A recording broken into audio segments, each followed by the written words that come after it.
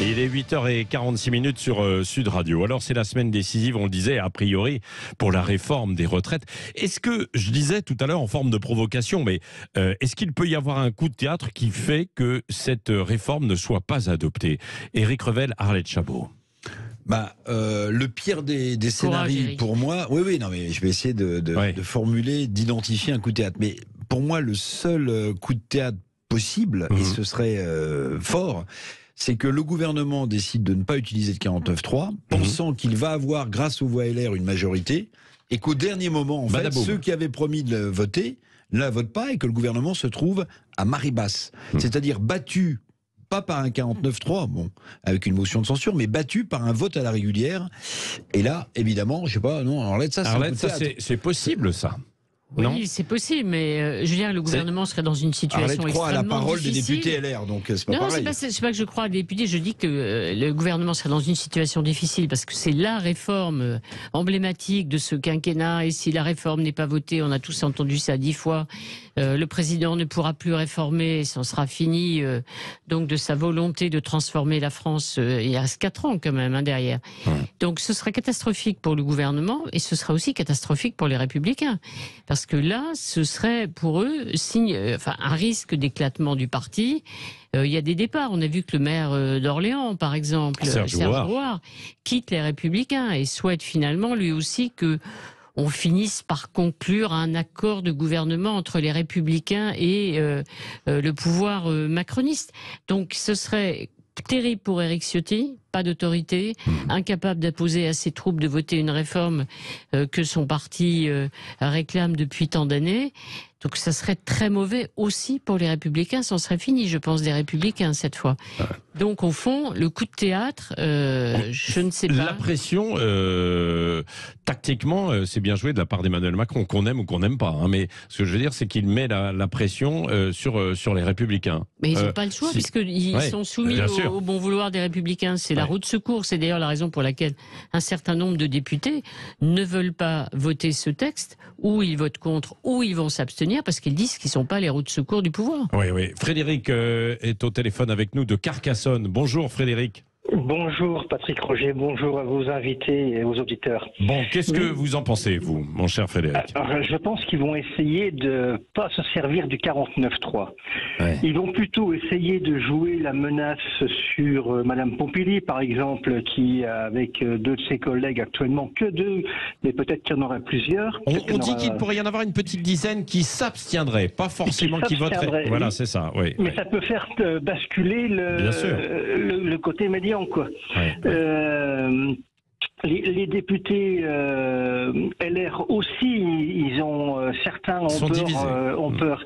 Donc je ne sais pas, mais j'ai pas l'impression qu'ils vont essayer le 49.3. Je pense qu'ils vont plutôt essayer de le faire passer en mettant la pression, en faisant des promesses, etc.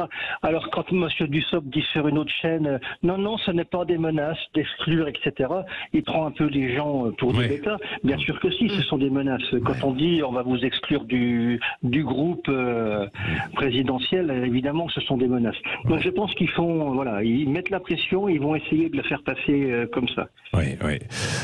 C'est probablement ce scénario, Éric Revel. D'ailleurs Arlette Chabot en parlait ce matin. J'ai parié.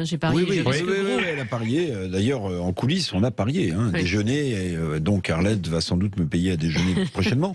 Mais ce que je veux dire, c'est que c'est le pire des scénarios, le 49.3, parce que dans l'état, dans le contexte dans lequel on est aujourd'hui, face à cette réforme des retraites tellement impopulaire, face à un contexte économique, social, ça peut être le déclencheur en fait d'une radicalisation, y compris dans la rue, parce que alors la formule est horrible, mais je la cite. On la comprend, comparaison n'est pas raison, mais les gilets jaunes, grâce ou à cause de la violence qu'ils ont suscitée ou qu'ils ont entraînée, ont obtenu beaucoup d'argent de la part du gouvernement. Donc, si la mobilisation dans les rues suffit pas, quel sera le crantage suivant? Est-ce qu'il n'y aura pas davantage de blocage dans le pays, dans des secteurs déterminants et clés comme ceux des raffineries, d'énergie ou autres? Des actions radicales. Mais oui, c'est un sujet. Est-ce que le 49.3 ne déclenchera pas la radicalisation des mouvements? sociaux. Alors, première conséquence, il n'est pas sûr que la CFDT arrête effectivement le mouvement s'il y a utilisation du 49.3. Ouais. Et de toute façon, on a entendu les avertissements de Laurent Berger, et puisque effectivement on parle de la violence, il y a une question qui est posée par le secrétaire général de la CFDT. Effectivement, 280 000 gilets jaunes au plus fort de la mobilisation égale 13 milliards, c'est ça Eric ? 13 milliards débloqués au bout du compte par le gouvernement. Une mobilisation très forte avec des millions de Français dans la rue pendant des semaines aussi, sans violence. Elle n'obtient rien, cette mobilisation. Donc la question que pose effectivement Laurent Berger, c'est il faut être violent, cassé pour être entendu dans ce pays ou pas? Oui, parce que après, ce qui peut très bien aussi se produire, c'est que finalement cette réforme soit votée, mais pas nécessairement appliquée. On l'a déjà vu, c'est rare. C'est rare, on l'a vu une fois. Avec le CPE. Mais non, mais si 2006, la situation... Bah oui, la loi même promulguée, mais pas appliquée, parce que le président de la République dit ça va pas, stop. Mais il ne vous a pas échappé que Emmanuel Macron n'est pas Jacques Chirac.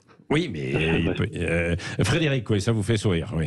Ah oui, je trouve que c'est vrai. Jacques Chirac avait un autre niveau que M. Macron, qui il est quand même au-dessus de tout le monde. Enfin, il se pense au-dessus de tout le monde. Il écoute personne. C'est quand même incroyable qu'avec le nombre de personnes qui a manifesté mardi dernier, il y ait si peu de résultats. Le gouvernement n'écoute rien du tout. Ouais. Là, les syndicats, quand vous prenez la CFDT, voire la Confédération Générale des Cadres, ou le Travailleurs Chrétiens, sont des syndicats quand même très modérés, qui sont contre cette réforme, et personne ne les écoute. C'est quand même incroyable, je trouve. Ouais. Éric Revel, vous l'avez expliqué dans votre édito ce matin, c'est-à-dire qu'il y a aussi d'autres raisons. Hein. Bien sûr, il y a des raisons budgétaires de notre système en tant que tel, mais il y a aussi des garanties. Alors on dit oui, non, c'est pas Bruxelles qui nous oblige, fake news, etc. Pipo. Mais vous avez dit, en citant l'exemple espagnol, que quand même... Mais bien sûr. Alors ça, c'est en creux, c'est en creux, et c'est pas un sujet qui est sur la table, même si ça fait des mois qu'on en parle. C'est qu'en réalité, vous vous souvenez sans doute de ce plan qu'on appelle le Fonds de résilience et de relance, qui est un fonds européen de 750 milliards d'euros, qui doit aider les pays après la crise de la Covid-19 à relancer leur économie. Bon, ce plan, il est à discrétion de la Commission de Bruxelles. Et en réalité, qu'est-ce qui se passe aujourd'hui ? On l'a vu vendredi. Le Premier ministre socialiste en Espagne décide de taxer les hauts revenus. Bon, c'est une façon de défragiliser le système de retraite en Espagne. Ils étaient moins taxés qu'en France. Oui, absolument. Mais ce que je veux dire, c'est que c'était une des conditions quand même exigées par Bruxelles pour continuer à décaisser l'argent promis pour relancer l'économie espagnole. Donc quand on nous parle d'urgence en France, on peut au moins partager ce point-là. C'est qu'il n'y a pas urgence à boucher un trou de 10, 12, 13 milliards d'euros en France, eu égard aux trous colossaux de toutes parts dans l'économie française. Mais si, il y a urgence parce que la France est le 3e bénéficiaire du plan européen décidé par Bruxelles. Et donc, en tant que 3e bénéficiaire, on a besoin de donner des gages, ce que j'appelle patte blanche budgétaire à Bruxelles, pour obtenir cet argent le plus vite possible dont on a besoin. Donc, en réalité, qu'on ne nous fasse pas croire qu'il n'y a pas une connexion. Qu'il n'y a pas une connexion entre le fait de prendre tous les risques, y compris en mettant du monde dans la rue en France, et qu'il n'y a pas une urgence, parce que l'urgence, elle est décidée par Bruxelles au nom de ce décaissement de ce plan européen. Reste que... Vous êtes d'accord ou pas, Arlette ?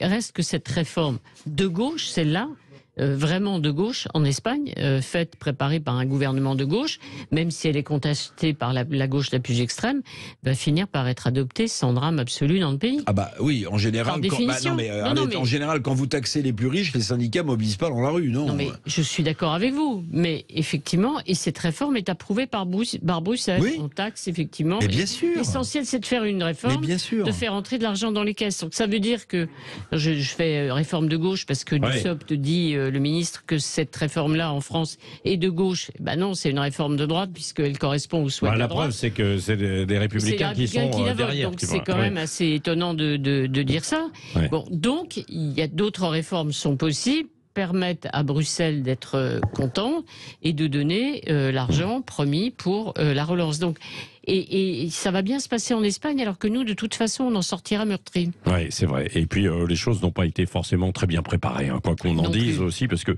on le voit sur les questions de la pénibilité, du travail, du marché, de la réforme, du lien des Français avec le travail. On aurait peut-être pu s'y pencher auparavant, voire inverser, les bien thèmes, sûr. C'est-à-dire commencer par discuter du travail, l'emploi des seniors, les conditions de travail. Parce qu'on dit là, oui, on va ensuite... regarder après sur la pénibilité. Non, mais c'est pas après. Il faut regarder quand même aussi avant, éventuellement. Il y avait probablement autre chose à faire. Oui, dans l'autre sens. Ça, c'est facile à dire. Après, pas si simple à réaliser. Non, parce qu'ils le savent. En plus, il y a un risque constitutionnel, c'est que ces dispositifs concernant la pénibilité, surtout l'emploi des seniors, soient sortis de cette réforme. Mais... Donc, il faudra légiférer une autre fois. Ouais. Donc ça, vous voyez, le feuilleton n'est pas fini. Non, c'est pas tout à fait terminé. Merci Frédéric d'avoir participé avec nous au 0826.